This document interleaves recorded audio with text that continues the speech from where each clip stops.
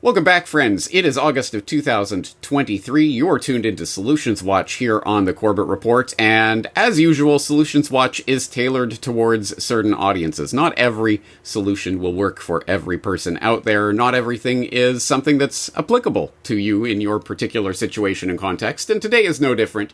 So if you happen to be one of those people who watch the Corbett Report by getting a friend who has an electronic device to watch it for you and then tell you about what I'm talking about, then this probably isn't for you. But if you are one of those people who has some sort of device through which you interact with the world, consume the Corbett Report, comment on the internet, etc., then you're probably going to be interested in today's conversation, because today we're going to be talking about technology.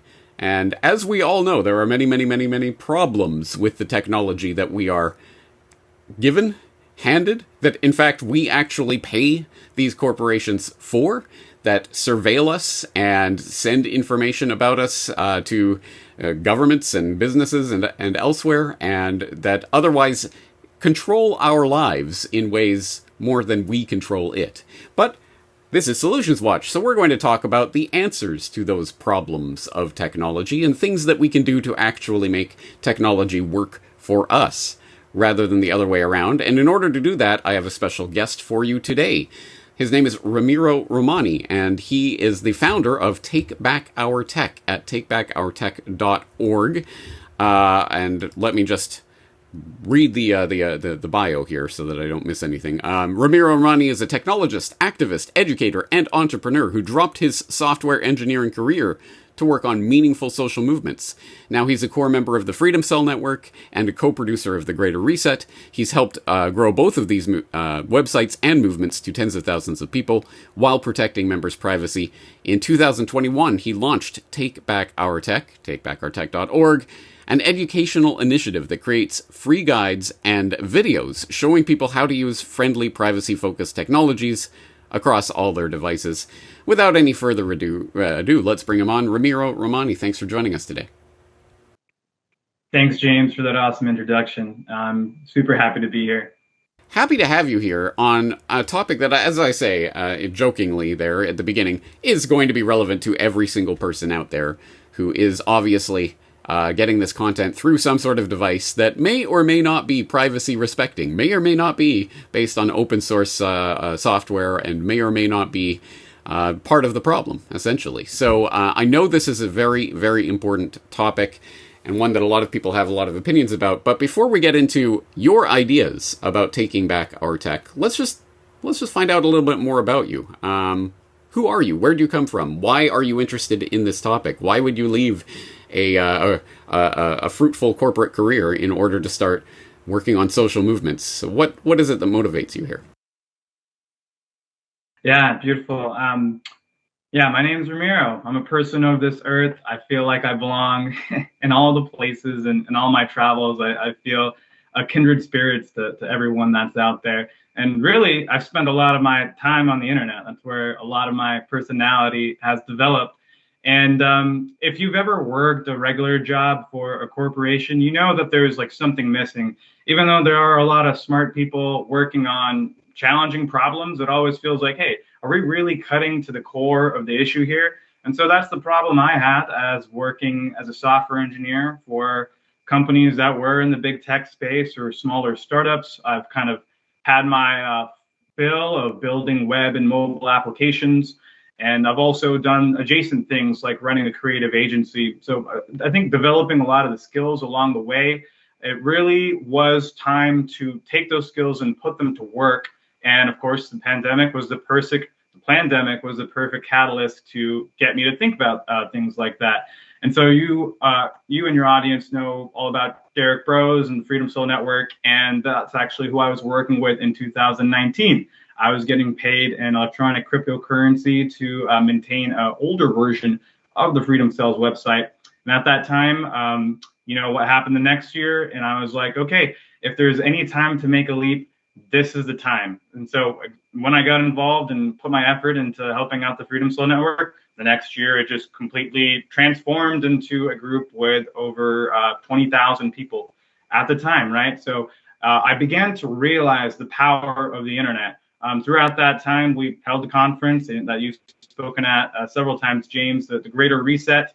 And then I got to see people literally moving across the physical plane for a thing that really started in the digital space. So, wow, this is the power of the internet. And I kind of took that ethos and tried to implement it as much as I can in these ecosystems. There's things like the Agora on the Freedom Cell Network, which is a way anyone can go ahead and buy and sell something and actually put it on the map. Or the Greater Reset Activation Hubs, which was a place where anyone could host a watch party to watch the live stream. And really, although these stories happen quietly, I know because I'm in touch with these people, it really did change lives. People who didn't know each other, let's say in a state in the United States, found each other through this centralized, this movement, and are now working together. So that's really what it's all about for me. Well, that's, I think, the emphasis that we need to put on here. And I think even that story speaks to the idea of technology as a tool for communication and for finding others and for bringing them together in the real world as well, which I think is an important part of what technology can be used as a tool for. Unfortunately, it can also be used as a tool of mental enslavement. It can be used as a way to placate people, keep them apart, and keep them locked into digital virtual spaces. And I know there will be a lot of people in the audience who will obviously be more inclined towards thinking of technology in those ways for obvious reasons. So what is the founding philosophy of Take Back Our Tech? Why should we be bothering to engage with this technology rather than simply to reject it and live like Luddites? Yeah, and I think it's interesting. We have this subset of our audiences and just the community that kind of always says this to us. You mentioned earlier at the beginning of the video that they would watch the Corbett Report and have it told to them by a friend, which I thought was funny because that's the oldest form of communication. Oral communication. So kudos to them for being consistent with that. And I've analyzed this a lot over the past few days. I think that people don't necessarily have a problem with technology, and we'll get into the definition of technology. I think they have a problem with specific technologies and how they're used. And because modern technology, especially the internet, it's so complex and built on top of each other, it's really hard to distinguish, and it makes it easy to throw all of it out, right? Because it's all just evil and it's all just being used to control us. So there's this bias that's being used against all technologies, but the real key is just understanding what technologies are at play, and then maybe you get to pick the functions and relationship that is better for you. And that's exactly what Take Back Our Tech is, educating yourself on how this technology actually works, so you can make a more informed decision and more informed consent about maybe what data you want to give and how you want to use the technology. You raise a really interesting question there, and one that, yes, we probably should start with. The definition. What is technology? So yeah, I'm glad you mentioned that. So if you look on the About page of the Take Back Our Tech website, this is something that came up in 2021. I wrote that I believe technology is an extension of human consciousness. So don't freak out for a second. I don't mean in the transhumanistic way where we analyze people's brainwaves with AI, but in the sense that technology, or really just man-made tools, are meant to extend our human power. And so what I mean is, whenever you read a book from your favorite author, you're experiencing a stream of consciousness, and it's like, you're with the author at that point in time, and you really know them through the medium of their writing. So the author doesn't have to be present or even alive. That's the power of technology. And one of the oldest technologies, the printing press, and before that, the written word. And it changed. In those times, it also changed the world completely, much like the internet is doing today. So although I didn't know it when I first wrote that idea closely aligned with Marshall McLuhan's work, who was a famous communications theorist from the 20th century. And he had written a classic book, The Media is the Message. And he was doing this thing back in the 1960s, but he had predicted the advent of the internet and how it would change society. And that was really key to his work, is he predicted he was talking about how when a new technology is released and adopted, it also has a mirror reflection effect back on society, right? So his definition of technology is extensions of our own bodies and minds. They're very similar. and they build upon or adapt their physical qualities to the environment, right? And so you don't actually, it would be very irrational and uncomfortable to live without technology. Marshall, he uses examples like clothing, wheels, stirrups, tools, or furniture. Yet, I don't think we're gonna protest chairs. I quite like a comfortable sitting position, right? So, under this general definition, most everything that is man-made is a technology. A crowbar or a lever makes it easier to move things, and so the really important part is once you start using a technology, it completely changes your own understanding of yourself and what you're capable of. And James, I was watching your TEDx talk from 2014 the other day, and I thought you came upon exactly the same phenomena. Oh my God, with the internet, now I'm ever present in every place in the world, and I can gain knowledge of that, right? So it changes the world and how we accommodate the technology. Going back to a car analogy, when cars became a thing, they were accepted. Now we have to make parking spaces for them. We have to have roads. The internet, now that it's a thing, it's phasing out newspapers. It's phasing out books because it's just that powerful. It's a little bit more instant. And so new technology is transforming our environment constantly. It opens up new possibilities, and it also deprecates old ones, which is something to watch out for depending on what the new technology is. But the important part is technology can't do this on its own. It requires the interaction between the users and the developers, and it also has to be accepted. That's the key part here. It has to be accepted and integrated into society. And so the majority of us don't want to give up chairs or cars. I think we can all say that. But there's a vocal minority that we need to give up digital technology, which they tell us that over the internet because there's no better way to reach us. So, that's the first thing I think we could talk about. Like, all technology is not made equal. Yes, absolutely. So what are the problems that do arise in the digital technology sphere, and what kinds of things are you working on?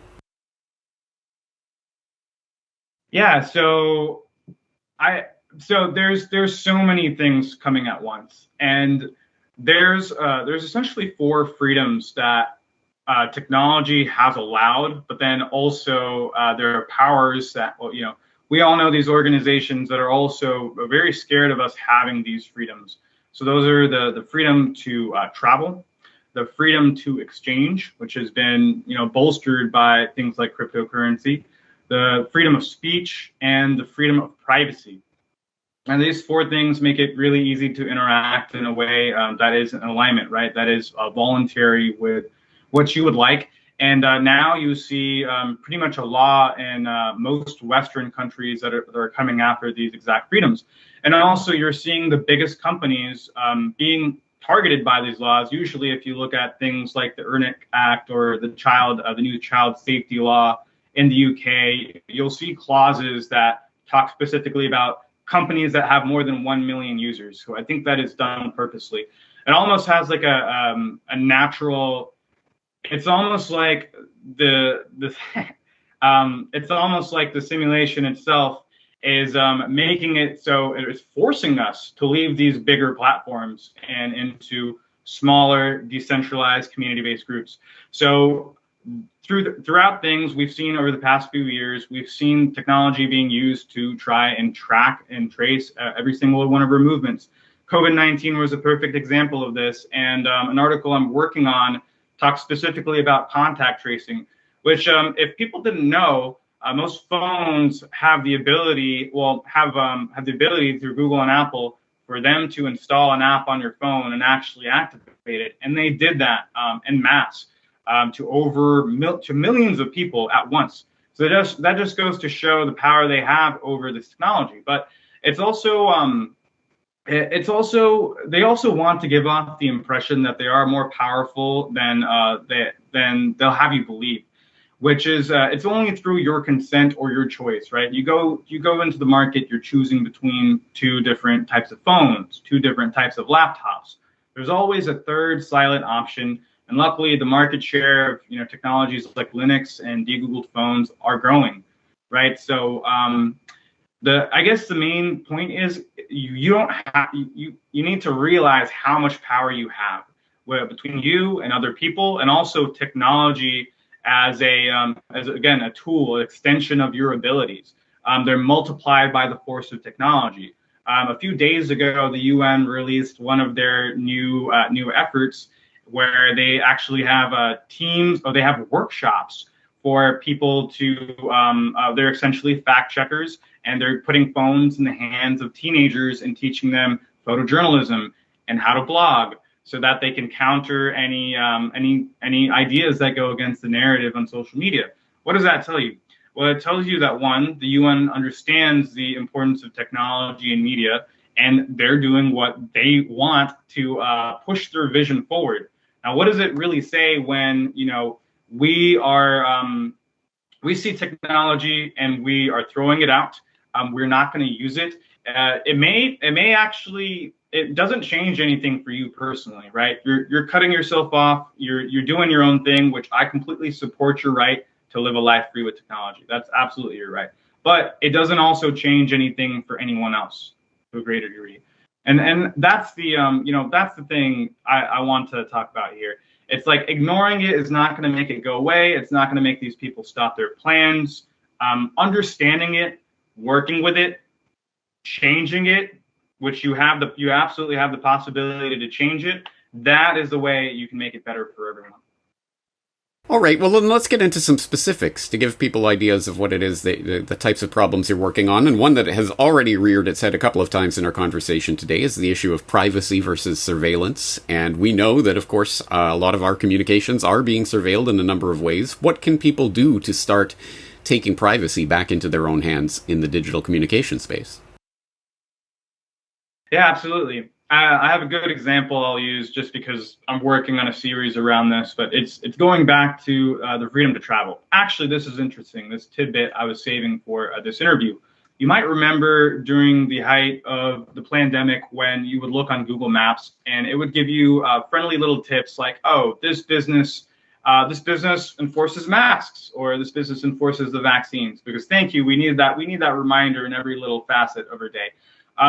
But there was this interesting thing where I looked at some of the reviews for these businesses, specifically New York, and I saw that they were actually being removed in real time. And then Google had an update to its policies where it would ban the accounts complaining about businesses enforcing public health measures at their stores.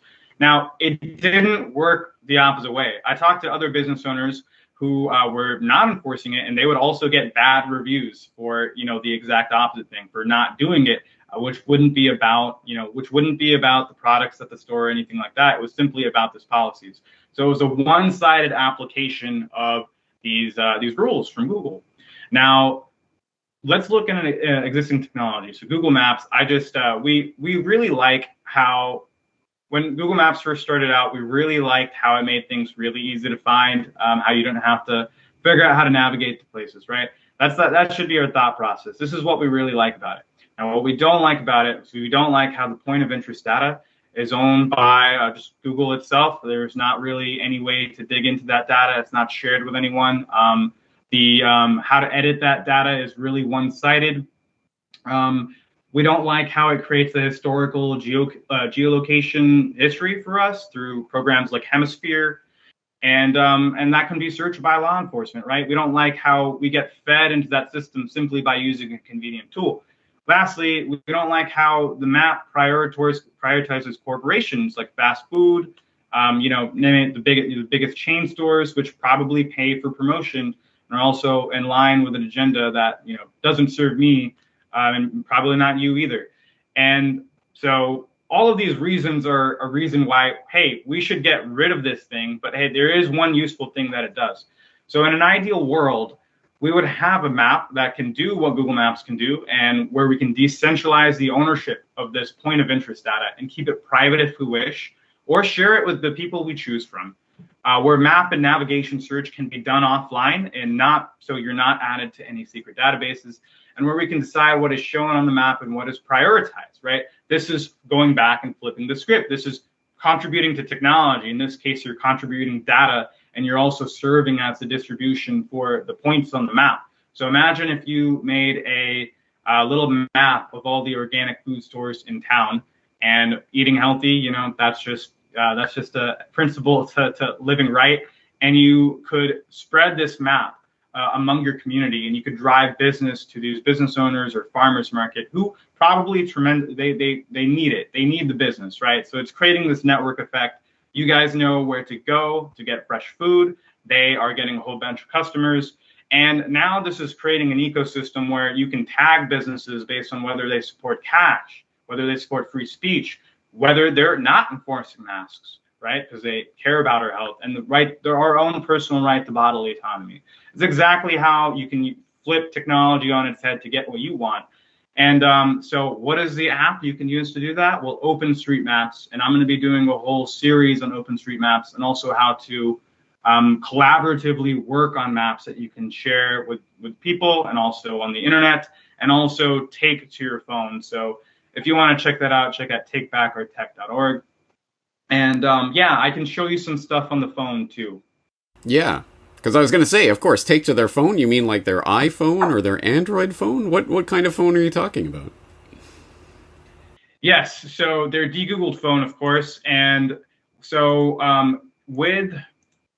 let's bring this up on screen. With everything I like to do, there is a activist or educational aspect of it. And James, can you see my screen there? I can see your screen now. I can't see your camera, but if that's okay, that's all good.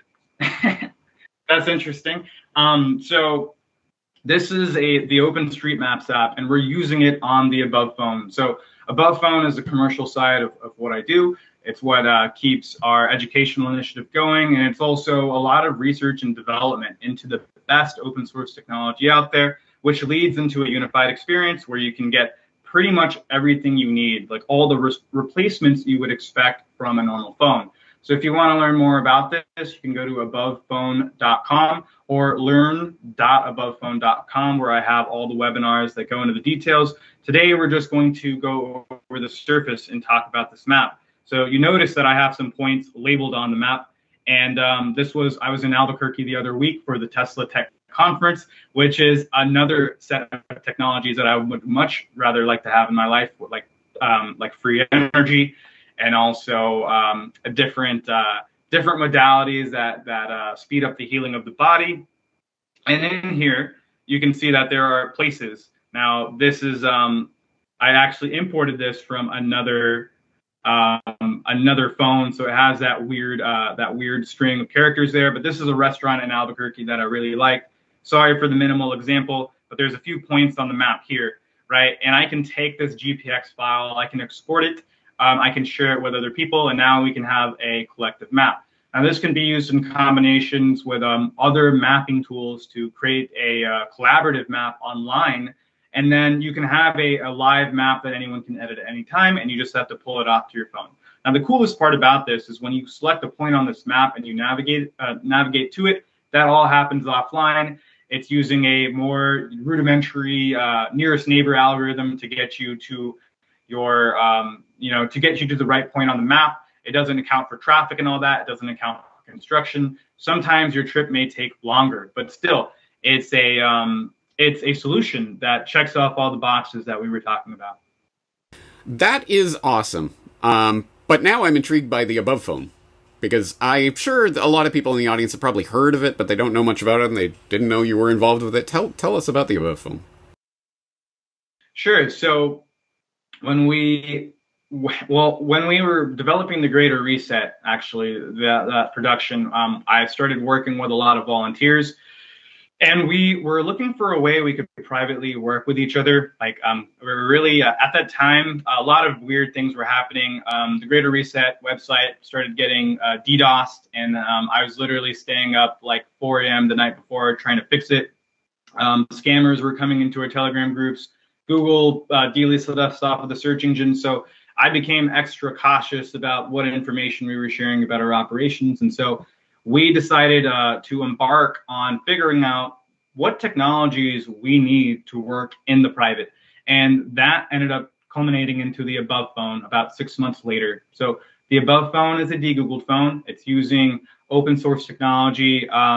essentially taking the Android operating system and stripping all the Google connections out of it. And it was important for us to verify this. So that's one of the first things we did.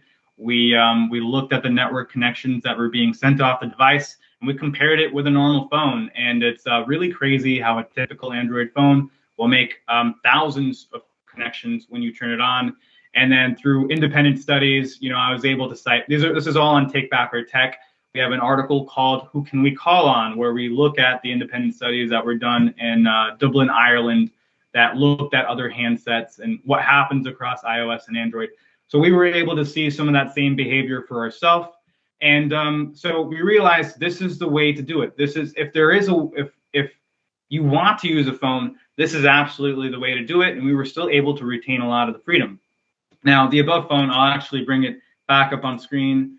So it combines, it's multiple layers of technology, right? There's the operating system, which will typically, it'll report a lot of unique identifiers to Google, but also in more recent research, there is a partnership between Google and the manufacturers of the phone. So Samsung will also get some of this personal telemetry, and these are very unique identifiers to you. Things like the unique device identifier, the hardware identifiers, the system on a chip identifiers. All of these are being sent off to big tech companies, and also in the case of these manufacturers, they're also making deals with big tech partners on their phone. So Facebook, if you've ever had the Facebook app on your phone and you couldn't uninstall it, that's why, because there's a special partnership where these apps get special permissions, privileged permissions, that they can see things that typically apps on the phone are not allowed to see. So on this phone, there is no app like that with all those privileges. There's no God mode app seeing everything that you're doing over the phone, creating logs and sending those off. And there's documentation on what network requests are actually being sent off. Now, that's just the operating system level. There's also the apps that are happening on the phone. So there's a few different solutions for that. I should have loaded this up earlier. This is going to give me a new session. Excellent. So this is Aurora Store. So, you not only need to have the phone, you also need to have a new place to download apps. So this is important because this is an app made by our friend Rahul. He developed Aurora Store. This is the only way to download apps off of the official Google Play Store without a Google account, right? It uses a pool of anonymous Google accounts. And you can see there's some cool features letting you see the analytics, advertisings, and trackers within this. And so this is just proprietary code. It's hidden code, typically within all of the apps you're getting from your app store. On Google, there's an average of 5 separate trackers per application, an average of 5. That's potentially up to 5 separate companies getting, taking analysis of the things that you're doing in the app. So you get to make an informed consent of where you want to download an app. I just use this one as an example just to show you, hey, you can actually get all of these, high fat, high sodium apps on your phone. If you want, you have the freedom to choose. I support you in doing that. Just know it's probably not best for your digital health. What is best for your digital health would be to use something like F-Droid, which maybe your audience has heard about it before, but every app on this store, or this repository, I should say, has standards. Every line of code should be auditable, and it should be under a license that allows people to share it, modify it, and redistribute it with that same license, right? Providing and passing the freedoms onwards. So there's a lot of awesome stuff in here. You can see there's a compass, there's mail apps, there's cryptocurrency apps, you name it, it's probably on F-Droid. And that is exactly what our task was, to find and replace all of these dirty big tech apps that we rely on and find free and open source versions of those. So I'll give you another example. Let's find the Corbett Report on YouTube. This is YouTube, but it's a better way to watch YouTube. It's called NewPipe. So this is one of the pirate channels. And what I really like about this is, we won't let this play too long, but I just want to show you one example, is you can play this in the background. So I lock my phone, and you can see that it's playing in the background, which is not a feature that you could actually do on the official YouTube app that you get. So already you can see through the power of open source technology, you are surpassing what you can do on a normal phone. And that's what I want people to take this away, right? When you decide to learn about the technology you're working with and contribute in this sense, in this case, maybe contributing to the new pipe developers, telling them about bugs that exist in their application or supporting them monetarily, you get something better than the status quo. And that would be the most important thing to understand. Wow. Technology. All right. Excellent. Well, of course, I would assume people would not be getting an above phone so that they could download Google apps and what have you. But the point is there. Yes, it's your freedom to do what you want on this, and there are ways of doing it. And that's an incredibly important part of this, because I think fundamentally, yes, I think that's the theme we keep returning to here: freedom. Your freedom to choose what to do with your technology, rather than your being confined by the technology itself or the stipulations that corporations put on that technology. So I think I think I'm getting the point of what's going on here. But just before we go, I know you're working on a million things. What are some of the other educational initiatives you're working on, or other programs or devices or anything else that you're developing? Absolutely. So there's one of the things that we're trying to start the conversation around is literally health and technology and how that fits in together. I've done talks for the World Council of Health, where I talk about how damaging the OLED screens from our phones can be, right? So it's just conversations that phone manufacturers don't bother to bring up because they're scared of liability, or potentially we can speculate about malicious intentions of why they're promoting and pushing technologies like LED and getting that into every lighting system in the home. But the more important part is, again, figuring out, are there actually harmful effects from radiation? And now it's been proven that there are harmful effects from radiation. So I have this interview on takebackourtech.org about the dangers of EMR, and I interview with a certified electromagnetic radiation safety expert. And then also on the commercial side, this is, we have to promote safe ways to use our technology if we are going to use it, especially children, because they're more vulnerable to this. So we have Ethernet adapters that we sell along with these phones, and that's the way we encourage people to use them. I also didn't get to share this, but we have an internet phone number. We have a whole suite of software services that we run along with the phone. So we're talking email, calendar, search engine, VPN, which protects your internet traffic, and also this internet phone number, right? So this internet phone number will allow you to take a phone call through Ethernet wire. So that's without any radiation at all. And we've tested this with EMR meters to see that there's negligible radiation coming off, right? So it's these finer points that I think are important for us to explore. That's like people have, in all these different industries, I looked around it. This is what I was feeling when I was working for corporations, that we can do things better. The bar is so low. And so that's what we're trying to do with Above Phone. So if you're interested in that, please check us out. And we're also working on our own Linux laptop. So this is kind of following the same concept. I understand that not everyone has times to become a systems engineer with Linux. So why don't we do the hard work and get a system to you that's fully configured out of the box with a lot of reasonable defaults. So we realized that recently the team, we're essentially trying to create an integrated experience using decentralized technology. And guess what? It is possible. And we can make maintenance easy. We can follow the best security practices. So those are our suite of products. We've got Above Suite, which is a subscription that you can get every year. You can get that with or without the phone. And then we have our Above book coming out very soon. So if you want to stay in tune with all that, you can sign up to our mailing list on abovephone.com, or also on takebackourtech.org. All of those mailing lists are combined together. We don't really send out that many emails, so you won't be overwhelmed, I promise. And I just want to end with one idea I had about McLuhan. So his theory was actually, he was seeing this with the advent of TV, everything at once, at the same time. That was the power of TV, to get the message in every home at the same time. And of course, he predicted that that would happen with the internet. So what McLuhan was saying was that this is a re-tribalization of the world, in the sense that we are, we are becoming one of same thought and same mind. He wasn't 100% wrong, but I also disagree with him. I think that the internet has provided us more freedom than we could ever possibly imagine. And now, as I've seen the evolution of, the alternative thinking, truther or freedom movement, whatever you would call it, now there are so many different areas where you can choose to spend your time in and choose to have differences.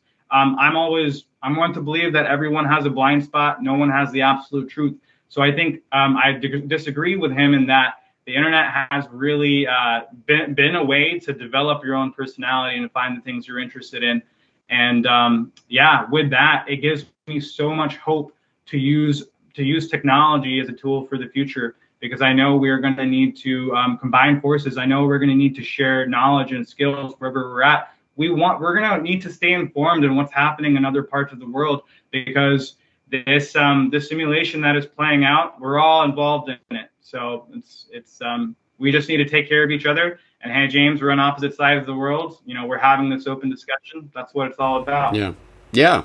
Well, to be fair to McLuhan, I think the 1960s television technology was that form of electronic tribalization where everyone would be beholden to the 3 channels or 2 channels or whatever it is that existed in a given market. But now, obviously, we have the ability to connect with almost anybody at almost any time. And perhaps there's a tribalization in a sense. We're finding our tribes rather than being thrust into some gigantic, overwhelming tribe. We are finding our tribes and people that we can connect with regardless of where they happen to be living on this planet. I think there's some very important details here. Obviously, so much more to get into in terms of specifics, but I think this is a good conversation to at least introduce people to your work and what it is that you're doing, and I hope people will start to check out some of that work. Obviously, we've talked about Take Back Our Tech at takebackourtech.org, Above Phone at abovephone.com. Any other resources you'd like people to direct people to, or will that do it for today?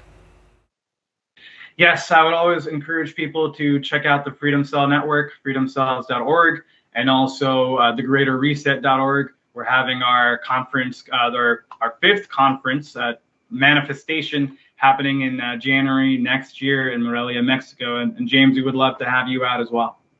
All right. Well, I think we're going to leave the conversation here for today. As I say, there's a lot more to talk about. I'm sure we'll talk again in the future. Ramiro Romani, thank you for your time today. It's my pleasure, James. Thanks for having me.